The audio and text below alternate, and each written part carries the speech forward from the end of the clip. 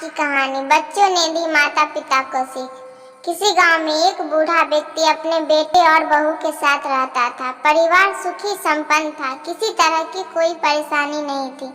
बूढ़ा बाप जो किसी समय अच्छा खासा नौजवान था, आज बुढ़ापे से हार गया था। चलते समय लड़खड़ाता था, लाठी की जरूरत पड़ने लगी, चेहरा झुर्रियों से भर चुका था, बस अपना जीवन किसी तरह व्यतीत कर रहा था।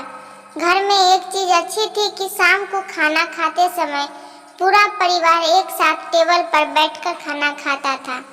एक दिन ऐसे ही शाम को जब सारे लोग खाना खाने बैठे, बेटा ऑफिस से आया था।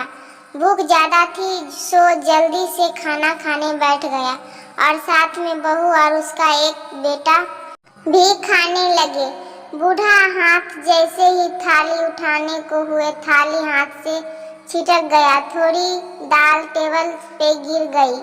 बहू बेटे ने घृणा दृष्टि से पिता की ओर देखा और फिर से अपना खाने में लग गए।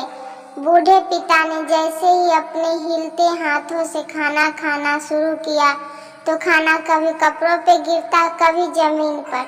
बहुत चिढ़ते हुए कहा, हे राम, कितनी गंदी तरह से खाते हैं।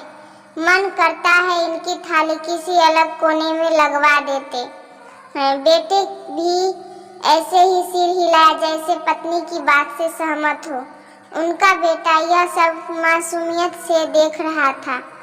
अगले दिन पिता की थाली उस टेबल से हटाकर एक कोने में लगवा दी गई। पिता की डबडबाती आंखें सब कुछ देखते हुए भी कुछ बोल नहीं पा रही थी। बूढ़ा पिता रोज की तरह खाना खाने लगा। खाना कभी इधर गिरता, कभी उधर।